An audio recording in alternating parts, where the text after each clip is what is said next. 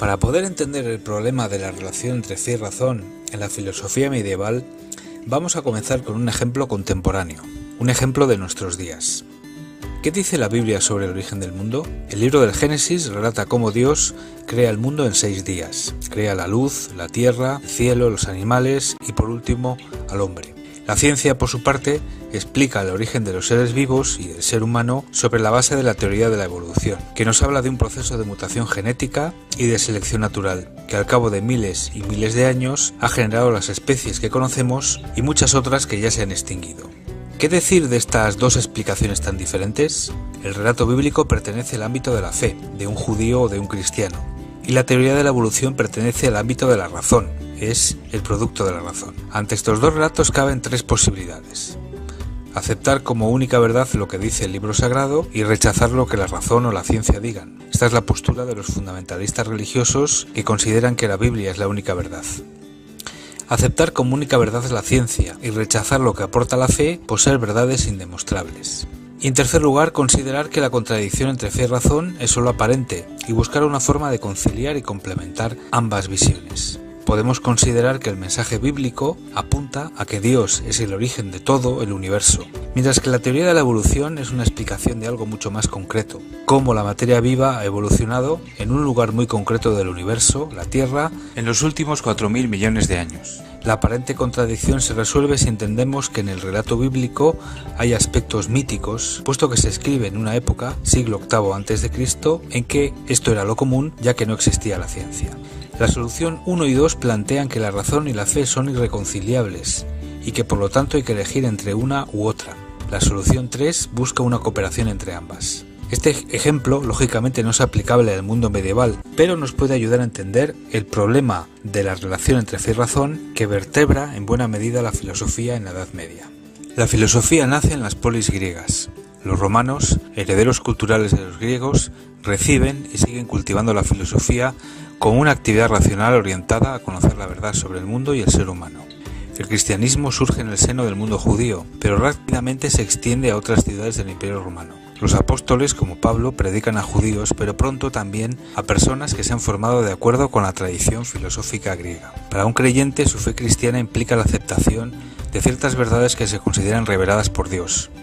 En el caso del cristianismo, por ejemplo, que Dios existe, que ha creado el mundo, que Jesús es su Hijo y que ha resucitado.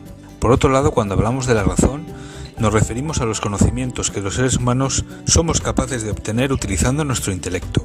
Estos conocimientos hoy en día son los que nos aportan las ciencias como la física, las matemáticas o la biología. En la época en la que estamos considerando, el siglo I de nuestra era, la filosofía y la ciencia están unidas y proporcionaban un conjunto no pequeño de teorías y conocimientos, desde el teorema de Pitágoras a la distinción de materia y forma de Aristóteles, la concepción geocéntrica del universo, por citar algunos ejemplos. Gracias a la actividad de los apóstoles, hay personas que se han formado en la filosofía y la ciencia griegas que se convierten al cristianismo y por lo tanto aceptan las verdades de la fe. Es lógico que estas personas se pregunten qué valor deben dar a todo aquello que han aprendido utilizando la razón, es decir, qué relación existe entre las creencias de la fe que aceptan y los conocimientos racionales que ya tenían. Los filósofos cristianos del mundo romano, pero también los filósofos medievales, dedican un importante esfuerzo a aclarar la relación entre fe y razón. Vamos a sintetizar la evolución de la relación entre fe y razón desde el origen del problema hasta finales de la Edad Media en 4 momentos o 4 soluciones. La solución de San Agustín. San Agustín es un converso, se formó como intelectual en la filosofía y literatura grecorromana, pero en un momento clave de su vida se convierte al cristianismo. Su forma de entender la fe y la razón reflejan su propia trayectoria vital. Podemos resumirlo de la siguiente forma. El ser humano tiene una necesidad natural de conocer la verdad para dar sentido a la vida. La razón es la facultad que nos ayuda en esta búsqueda. La búsqueda de la verdad nos lleva hasta la fe, pues es la fe la que da una respuesta definitiva al sentido de la vida. Sin embargo, para San Agustín no es suficiente creer, es necesario también comprender lo que se cree. Para eso, una vez más, es necesaria la razón. La razón nos permite comprender esas verdades que Dios nos ha revelado. En definitiva, razón y fe colaboran en la búsqueda de una única verdad, y ambas, por lo tanto, son necesarias. El problema de fe y razón no solo se plantea en el ámbito cristiano, sino también en el musulmán.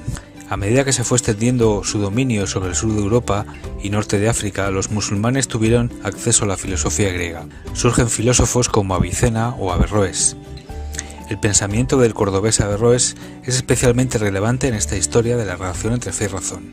Averroes defiende la autonomía de la filosofía. Se debe dejar a los sabios que investiguen libremente la búsqueda de la verdad utilizando la razón, que al fin y al cabo Dios nos ha dado a los seres humanos. Esta búsqueda de la filosofía no va a entrar en contradicción con las verdades de la fe, sino a reforzarlas, puesto que existe una única verdad. No tiene sentido prohibir la filosofía pensando que va a contradecir la fe. Solo cuando los filósofos hablan de cosas que no pueden conocer, de forma segura, se producen estas contradicciones. En los libros religiosos se utilizan imágenes y relatos en lugar de razonamientos. Esto no se debe a que la razón y la fe digan cosas distintas, sino a que el pueblo no puede entender la verdad si no se la presenta con imágenes y relatos, ya que no tienen formación para entender los razonamientos filosóficos. Averroes será conocido en el mundo cristiano como intérprete de la filosofía de Aristóteles. Apoyándose en la filosofía de Averroes, un grupo de intelectuales de París en el siglo XIII defenderán la idea de que la razón y la fe deben separarse, porque son dos verdades diferentes. Lo que reivindican es el derecho de los intelectuales a investigar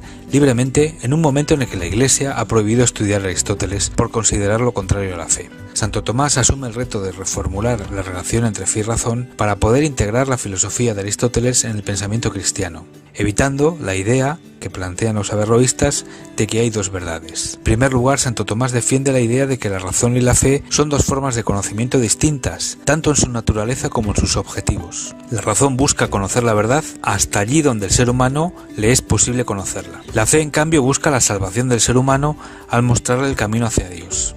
Es lógico que razón y fe hablen normalmente de cosas diferentes. Sin embargo, hay una serie de verdades en las que la razón y la fe colaboran. Por ejemplo, por la fe sabemos que Dios existe, pero esto es algo que también por la razón podemos demostrar.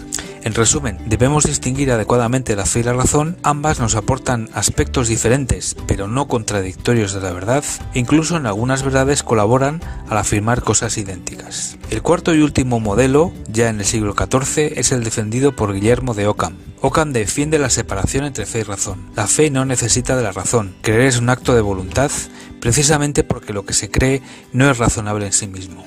Por otro lado, la razón se ocupa de conocer el mundo que tenemos a nuestro alcance, algo para lo que la fe no es necesaria. Esta separación entre fe y razón se consolidará en la época moderna, un momento en el que la filosofía prescinde de la fe al situarla en el plano privado de la conciencia de cada persona y otorga plena autonomía a la razón.